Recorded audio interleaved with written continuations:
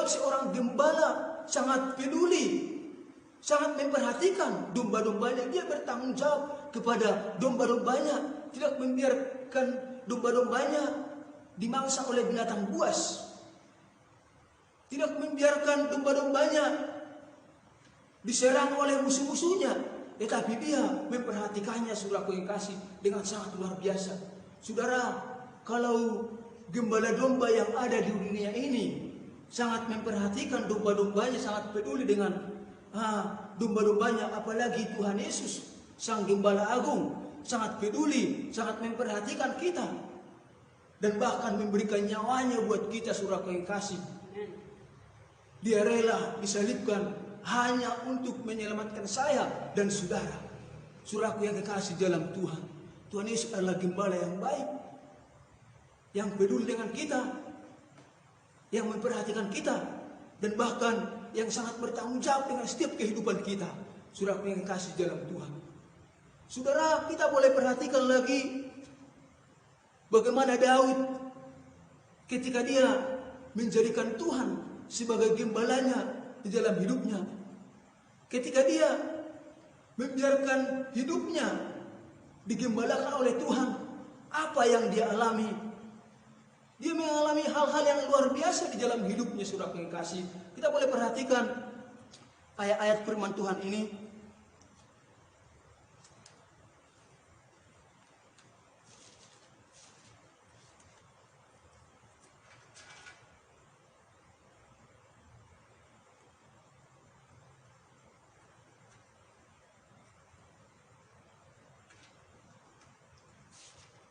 Ya, di dalam bacaan kita yang pertama tadi, saudara yang kasih,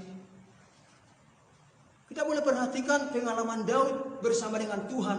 Ketika Daud menjadikan Tuhan sebagai gembalanya, dia berkata, Tuhan adalah gembalaku, takkan kekurangan aku. Nah, saudaraku yang kasih dalam Tuhan, saat Daud menjadikan Tuhan sebagai gembalanya, apa yang dialaminya, saudaraku yang kasih, yang pertama, dia tidak berkekurangan di dalam hidupnya. Kenapa tidak berkekurangan? Dikatakan di sini, ia memberikan aku di padang yang berumput hijau, ia membimbing aku ke air yang tenang. Nah, dia tidak berkekurangan di dalam hidupnya, oleh karena Tuhan mencurahkan berkat-berkatnya bagi Daud.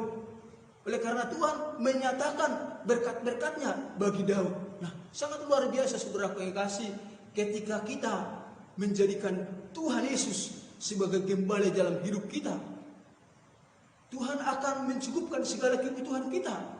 Tuhan akan memenuhi segala keperluan kita, saudaraku yang kekasih. Kalau dia rela mati buat kita, apatah lagi segala keperluan kita, segala kebutuhan kita, pasti Tuhan cukupkan. Tidak akan dibiarkannya kita terlantar, tidak akan dibiarkannya kita hidup berkekurangan. Lalu yang selanjutnya, apa yang dialami Daud, saudaraku yang kekasih, saat dia menjadikan Tuhan sebagai gembalanya dalam hidupnya. Yang kedua, dikatakan di sini, ia menyegarkan jiwaku. Saudaraku yang kekasih dalam Tuhan, saat Daud menjadikan Tuhan sebagai gembalanya di dalam hidupnya, Tuhan menyegarkan jiwanya. Nah, saudara yang kekasih, hanya Tuhan sendiri yang bisa menyegarkan jiwa kita. Dunia ini tidak akan bisa memberikan ketenangan bagi kita. Apa yang bisa dunia berikan bagi kita hanyalah damai yang sifatnya sementara, damai yang sifatnya semu.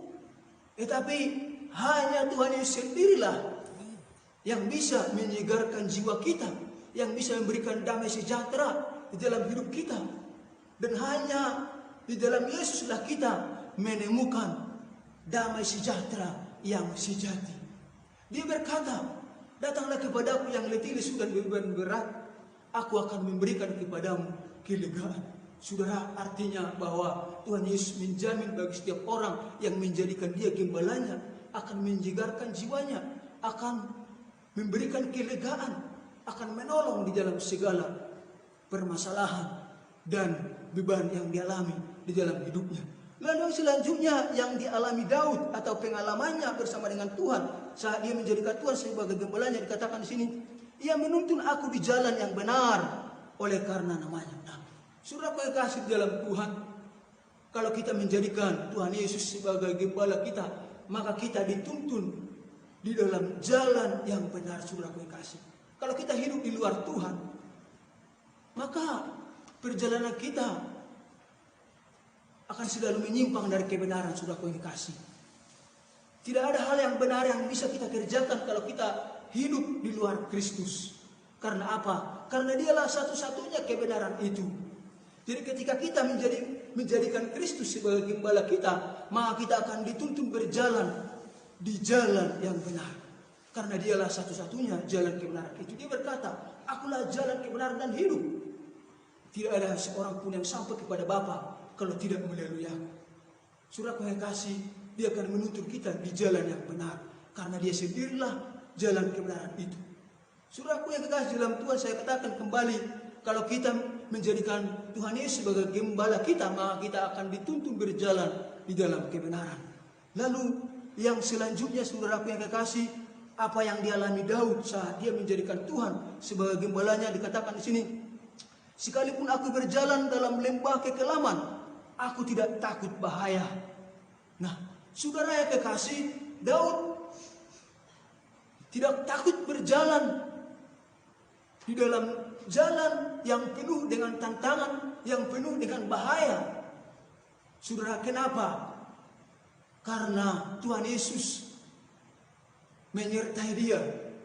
Karena Tuhan Yesus dia jadikan sebagai gembalanya.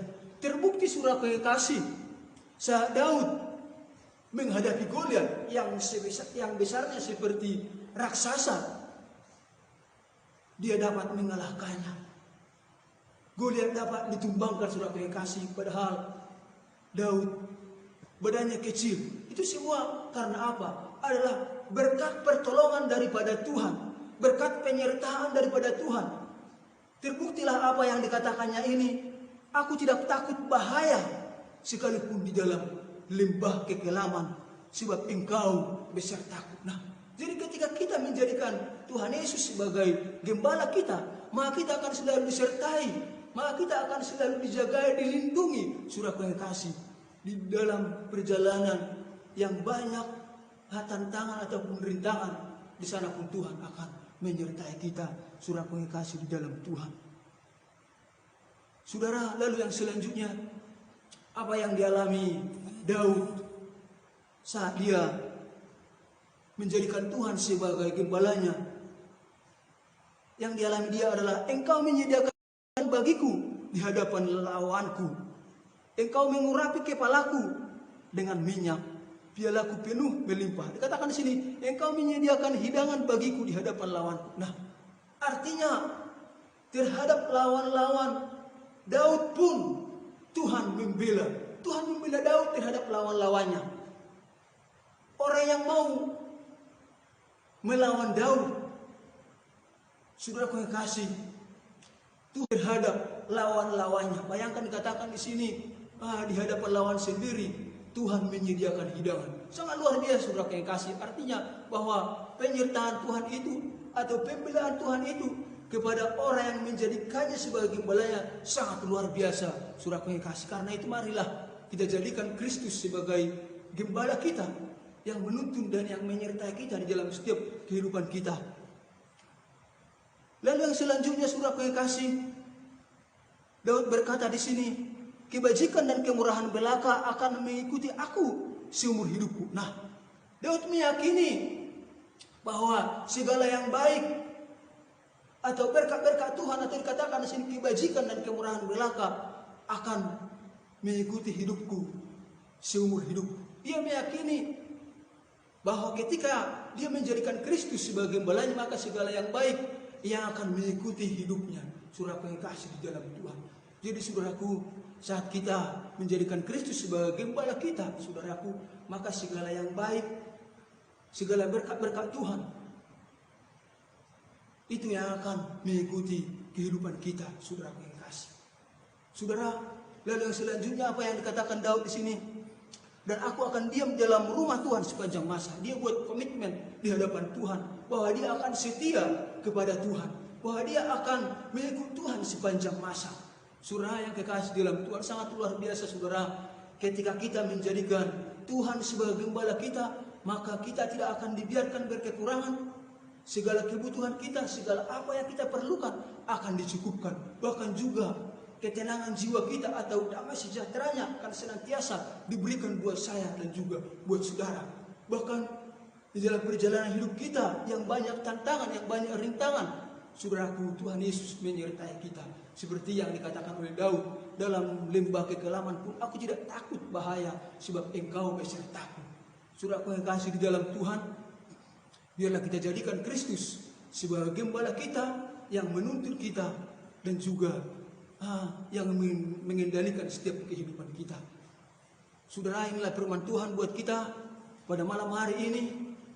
Dan saya percaya firman Tuhan ini memberkati setiap kehidupan kita. Dan saat ini, saudara yang kasih, kembali kita menaikkan pujian di hadapan Tuhan. Mari kita sembah Tuhan, kembali kita katakan, Bapa Engkau baik, Kau selalu baik kepadaku. Dan di akhir pujian ini nantinya kami serahkan kepada Bapak Gembala kami,